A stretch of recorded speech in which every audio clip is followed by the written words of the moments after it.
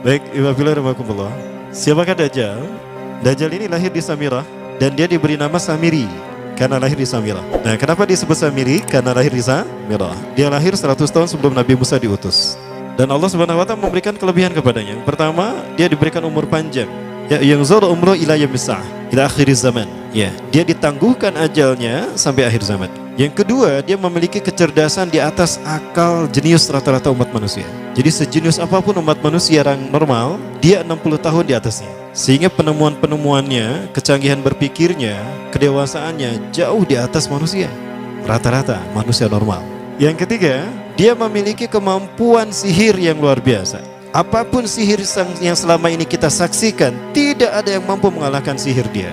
Sehingga saking luar biasa sihir yang dia miliki, seolah-olah orang mengenalnya selevel dengan Tuhan. Karena apapun yang semestinya menjadi perbuatan Tuhan, Dajjal bisa melakukannya. Nah, ini saking hebatnya sihir Dajjal. Nah, nasab kelahirannya adalah nasab yang aneh para Allah. Dia lahir dari termasuk Bani Israel. Bani Israel ini keturunan Nabi Yakub. Yakub itu gelarnya Israel. Keturunannya disebut Bani Israel. Dari Yehuda. Yehuda ini adalah anak laki-laki dari istri pertama Nabi Yakub alaihissalam. Nabi Yakub istrinya 4. Yang pertama bernama Ya'la. Dari Ya'la ini melahirkan 6 orang. Salah satunya bernama Yehuda dan Lewi. Lewi melahirkan Nabi Musa alaihissalam. Yehuda melahirkan bangsa yang kita kenal Yahudi. Salah satunya Yehuda ini melahirkan generasi yang pada akhirnya melahirkan Samiri. Ya, kalau Rahil istri yang kedua, dan ini istri yang paling dicintai oleh Nabi Yakub, melahirkan 2 anak, Bunyamin dan Nabi Yusuf. Nabi Yusuf dan Bunyamin. Yang lainnya juga sama melahirkan 2 anak. Kahit dari Ya'la melahirkan 2 anak, Dam dan Naftali. Ya. Anak tertua dari Nabi Yakub dari istri pertama bernama Raubin. Nah, dari Yehuda inilah lahir Samiri. Nah, ayah dan ibunya, kakek dan nenek Samiri ini adalah para penyembah berhala.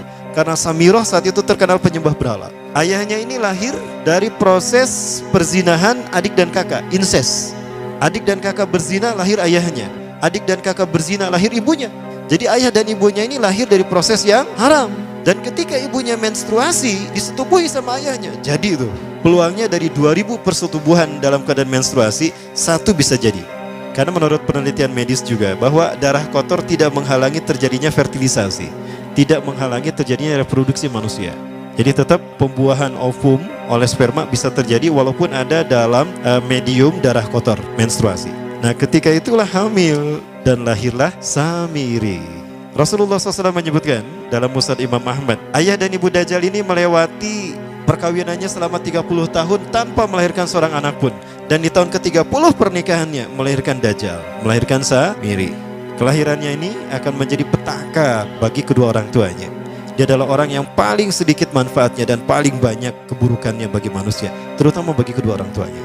Bahkan ketika dia lahir, alam semesta menolak kelahirannya. Dordar gelap, hujan badai, petir, itu terjadi di malam di mana Samiri dilahirkan. Seolah-olah alam menolak kehadirannya. Nah, sejak lahir sampai usia 5 tahun dia tidak netek sama ibunya. Kebayang, 5 tahun air susu ASI tidak ditetekkan. Itu yang menyebabkan terjadinya kanker payudara. Maka ibunya pun meninggal gara-gara kanker payudara ini. Nah, ibunya meninggal gara-gara itu. Terbukti apa yang disampaikan Rasulullah. Kelahirannya menjadi petaka bagi kedua orang tuanya. Begitu pula ayahnya, maka ayahnya menjadi single parent. Nah, kemudian di tahun yang kelima, sejak lahir sampai 5 tahun, kenapa dia menetek pada ibunya? Karena kerjanya tidur melulu. Disebut mati, dia bernafas dan cuma berdetak. Disebut hidup, dia tidak bergerak. Antara hidup dan mati, la yamutu wa la yahya. Nah, maka di usia ke-5 tahun, nah ini terjadi peristiwa yang menarik. Apa itu? Samiri bangun dari tidurnya di tengah malam dan tidak ada orang yang menyadari Samiri bangun. Dia merangkak dan pindah ke berhala yang terbesar. Nah, dia pindah ke pangkuan berhala terbesar, tidur di sana. Dan ternyata ketika berada di berhala terbesar tadi, ya buang air kecil dan buang air besar. Besoknya itu adalah hari pemujaan kepada dewa-dewa mereka, bangsa Samirah. Apa yang terjadi? Ketika terjadi ritual pemujaan tadi, maka sang raja yang dipertuhankan oleh kaumnya mencium sesuatu yang tidak enak. Bapaknya Samiri ini adalah tokoh agama paganisnya. Pas dilihat, kaget sang raja. Ternyata itu pesing berasal dari pantatnya si Samiri yang ada di pangkuan berhala terbesar. Marah murka tuh sang raja. Itu anak kamu, kenapa ada di situ? Kurang ajar kamu, ya telah menghina Tuhan kita. Kenapa kamu pindahkan anak kamu ke situ? Oh tidak Tuhan, saya tidak memindahkannya. Bagaimana saya bisa menghina Tuhan saya? Lalu siapa yang memindahkannya? Kan dia lumpuh. Nah, sekali lagi, kehadirannya menjadi petaka bagi kedua orang tuanya. Akhirnya raja marah dan ayahnya dipenjara. Selama ayahnya tidak bisa membuktikan penghinaan tadi, maka ayahnya dihukum mati. Pada akhirnya ayahnya pun dihukum mati.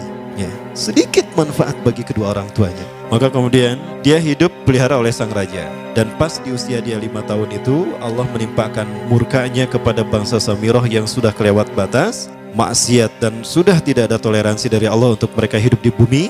Maka Allah perintahkan malaikat Jibril menghabisi mereka. Maka bangsa Samirah itu pun diratakan. Si Samiri karena masih balita, ya Allah selamatkan dia lewat malaikat Jibril. Diselamatkan dia dan ditempatkan di pulau entah berantah. Ada yang menyebutkan pulau ini berada di Laut Yaman, dan pulau ini dinamakan Pulau Socotra. Pulau Socotra ini adalah pulau yang berada di ujung Jazirah Arab. Nah, ini Pulau Socotra. Ini pulau tempat di mana Dajjal atau Samiri dibesarkan sejak 5 tahun sampai usia 100 tahun. Ya, dari usia 5 sampai 100 tahun dia tinggal di Pulau Socotra ini. Nah, Pulau Socotra ini adalah pulau yang berada di kawasan Yaman. Pulau yang memiliki banyak keunikan luar biasa. UNESCO sempat ingin menjadikannya keajaiban yang ke-8. Kan ada 7 keajaiban dunia ya. Yang ke-8-nya tadinya ini. Namun karena dia terkait dengan Samiri Dajjal, maka banyak negara yang menentangnya, terutama negara-negara yang menjadi pengikut Dajjal. Maka pada akhirnya pulau ini dirahasiakan. Nah, sebetulnya pulau ini unik kalau kita ingin berekreasi ke sana. Namun karena posisi yang terpencil, jarang orang mengikutinya. Para wisatawan jarang mengunjunginya. Padahal sesuatu unik, termasuk binatang dan penghuninya tuh unik-unik. Pohonnya unik. Dunia menyebutnya pulau ini dengan pulau julukan dari pulau alien hingga pulau neraka. Ada juga yang menyebutkan The Jekyll Island. Pulau Jekyll Island itu bahasa barat, kalau bahasa kitanya Pulau Dajjal. Ya, sama dengan Pulau Sedir ya. Itu juga The Jekyll Island. Nah, Pulau Socotra kaya dengan flora dan fauna yang unik hingga saat ini belum ditemukan di tempat lain. Jadi tidak ada flora dan fauna yang ada di pulau ini yang ada di pulau lain di seluruh dunia. Hanya ada di pulau ini. Makanya di pulau inilah Allah ciptakan satu binatang yang unik juga, yang disebut dengan jasasa. Jasasa, binatang jasasa itu artinya mata-mata. Tajassa yatajassu tajassusan wa jasasatan, artinya pemata-mata, spy. Binatang ini bertumbuh besar, dhahmatun kabirah tughatti jismaha asy-sya'ar hatta la nastati' an nafariqa ayna wajhu wa ayna dubru. Tubuhnya besar, dipenuhi dengan bulu, sehingga saking penuhnya bulu kita tidak bisa membedakan mana dubur mana wajah. Yang menghadap itulah wajah. Baik, karena itu pulau ini pernah dicalonkan sebagai salah satu dari 7 keajaiban dunia yang baru ya. Nah, baik, ini contohnya nih. Saya perlihatkan keajaiban dan keunikan. Ini adalah padang pasir di Pulau Socotra. Ini burung, salah satu jenis burung yang bisa kita jumpai di Socotra. Dan ini kepiting unik, kepiting Pulau Socotra. Aneh ya, kepitingnya seperti itu. Ini laba-laba langka di Socotra, mirip tarantula. Dan ini pohon darah naga yang ada di Pulau Socotra juga. Nah, ini salah satu jenis pohon Dorstenia Socotra. Dan ini juga pohon yang lain, pohon Dendrocysaios Socotra. Ya, saya sebutkan lagi ya. Nah, ketika di pulau itu sebelum bertemu dengan Nabi Musa, Samiri di pulau itu yang hanya tinggal dengan seekor binatang jasasa. Binatang jasasa ini memberikan beberapa hal kepada si Samiri ya. Allah Azza wa Jalla menciptakan binatang berbicara yang bernama jasasa. Dia di mana lahirnya, ajalnya, matinya sama dengan ajal Dajjal. Begitu pula muncul dan menghilangnya. Binatang inilah yang mengajarkan akidah tauhid kepada Samiri muda. Pelajaran ini kononnya ditulis oleh Jibril alaihissalam dalam bentuk panel-panel atau prasasti. Isi prasastinya panel 1 yang ditulis oleh malaikat Jibril, panel 1 itu berisi kalimat la ilaha illallah, tidak ada Tuhan selain Allah. Ini dijelaskan oleh binatang jasasa. Yang kedua, panel kedua berkata Allahu wahid la syarikalah. Allah Maha Esa, tidak ada sekutu bagi Allah. Itu dijelaskan juga oleh binatang jasasa ini. Nah, binatang jasasa ini sekali lagi dia bertubuh besar. Kategorinya adalah kelasnya itu mamalia, genusnya mamalia. Cuma saya tidak tahu nama spesiesnya apa. Pada tahun 2017, akhir dari bulan Agustus di Filipina ditemukan binatang seperti ini. Ciri-ciri binatang ini nyaris sempurna seperti ciri-ciri binatang jasasa yang disebutkan Rasulullah terkait dengan binatang yang memata-matai Dajjal. Tubuhnya penuh dengan bulu. Ini disebutkan dalam surat An-Naml ayat ke-82. Ya, binatang ini seperti ini dan dia tidak pernah jauh dari laut karena dia selalu ingin membasahi tubuhnya dan dia pun makan dari makanan ikan laut. Maka dia tidak pernah jauh dari pantai. Seperti ini. Nah, binatang inilah yang mengajarkan prasasti mengajarkan akidah tauhid kepada Samiri muda. Yang ketiga, engkau diurus oleh Jibril, karena itu janganlah engkau mengkhianati janjimu dengan Allah. hanya engkau saja di pulau ini. Panel yang kelima, makanlah dan nikmatilah makanan minuman yang menjadi rizki dari Allah sesuai kehendakmu. Tidurlah sesukamu, tapi sembahlah Allah dalam berbagai keadaanmu dengan tasbih keesaan Allah kepadanya, yaitu dengan melaksanakan solat yang diwajibkan kepadamu. Allah lah sang raja, Allah yang Maha Esa. Dia tidak berayah dan tidak pula mempunyai anak. Allah Tuhan Tuhan yang maha besar dan maha agung. Dialah yang maha raja. Ada 7 panel. Panel yang ke-7 bercerita tentang Nabi Muhammad. Panel yang ke-6 itu bercerita tentang nabi-nabi, dan khusus panel yang ke-7 cerita tentang Nabi Muhammad. Jadi Dajjal sudah tahu, Samiri sudah tahu bahwa akan diutus Nabi Muhammad di akhir zaman. Dan itu nabi yang terbaik, makanya dia iri. Nah, selesai panel ini disampaikan, maka binatang sejasasa berkata, wahai Samiri, saksikanlah aku telah menunaikan, innani qad fa'altu ma umirtu min rabbi. Demi Allah, saksikan aku sudah menunaikan apa yang diperintahkan padaku, kata binatang jasasa. Maka sekarang adalah perintah terakhir, yaitu pertanyaan dariku untukmu. Hal tu'minu billah, apakah kau beriman pada Allah? Wa bima unzila ilaih, dan dari apa yang diturunkan kepada nabi-nabinya, kepada Jibril maksudnya. Famadal jawab ya Samiri, apa jawabanmu hai Samiri? Samiri tidak menjawabnya. Lama ditunggu-tunggu, Samiri tidak menjawabnya, sehingga binatang ini pun pergi dengan menjerit dengan jeritan yang membuat Samiri ini pekak telinganya. 2 kali lagi datang lagi kembali kepada Samiri dan berkata binatang jasasa, ya Samiri, famadal jawab? Hal tu'minu billah, in tu'minu billah fatakunu mu'minan ajaba imanika ila yaumil qiyamah. Jika kau beriman kepada Allah, maka sungguh kau akan menjadi mukmin yang menakjubkan imannya. Inna ajalaka ukhirat ila akhir zaman. Sesungguhnya ajalmu ditangguhkan sampai akhir zaman. Jika kau beriman pada Allah, engkau akan menjadi mukmin yang menakjubkan. Fa in lam tu'min billah, tapi jika engkau tidak beriman kepada Allah, wa bima unzila ilaih, dan apapun yang diturunkan pada Jibril, innaka minal mal'unina ila yaumil qiyamah, dan kau terkutuk sampai hari kiamat nanti. Tidak juga dijawab. Pergi lagi binatang jasasa tadi sambil memekikkan suara yang pekikan yang keras.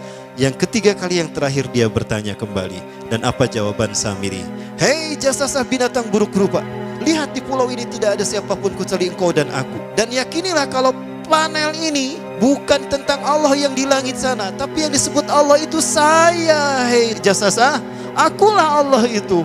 Oh, dia menjerit dengan jeritan yang makin keras, sampai si Samiri pun menutup kedua telinganya. Sejak saat itulah binatang itu pergi dan berkata, innaka dajjal, innaka dajjal, innaka dajjal. Engkau adalah pendusta, engkau adalah pendusta, pendusta sampai hilang suaranya. Di saat itulah Samiri mendapatkan gelar Dajjal. Jadi siapa nama asli Dajjal? Samiri. Dajjal artinya al-kazab, pendusta, bukan singkatan kadek. Baik, nah sejak saat itulah Samiri keluar dari pulau itu dan dia sudah menyandang gelar Dajjal, pendusta, karena dia mengaku Tuhan. Baik, Iwabillah, jangan salah, Dajjal kecerdasan yang mampu melakukan cloning dan mampu melakukan berbagai macam riset dan eksperimen. Hatta eksperimen yang mengilhami film Hook itu Dajjal bisa melakukan. Bahkan ketika orang membayangkan kendaraan tercanggih itu pesawat terbang, Dajjal sudah mampu membuat piring terbang dengan kecerdasannya. Ya. Rasulullah menyebutkan kendaraan Dajjal itu dia bisa terbang, kata Rasulullah. Dan kecepatan terbangnya 5 km per sekon. 1 detik 5 km. Hanya dengan berkedip-kedip dia berkeliling dunia. Ya. Kecepatan ini diambil dari hadis Rasulullah. Berapa kecepatannya Rasulullah ketika dia terbang di muka bumi? Ya, kendaraan yang dia gunakan itu kecepatan terbangnya seperti awan yang ditiup angin, kata Rasulullah. Dan awan rata-rata ditiup angin itu 5 km per sekon. Dan jarak dari satu telinga ke telinganya, artinya setengah diameter atau diameter kepalanya, keledai yang dia gunakan, Rasul menyebutnya keledai, itu arba'una zira, 40 hasta, 27 meter. Diameternya itu 27 meter. Keledai macam apa yang jarak dari satu telinga ke telinganya 27 meter? Kalau bukan piring terbang. Ini bisa 24 meter kan? 27 meter, bisa tidak? Bisa, dan kecepatannya pun sama. Dan pernah meninggalkan jejak Cop Circle di Yogyakarta. Nah, Cop Circle itu adalah jejak UFO yang menjadi isyarat instruksi bagi para pelaku konspirasi dunia. Siapa? Para kalangan Illuminati.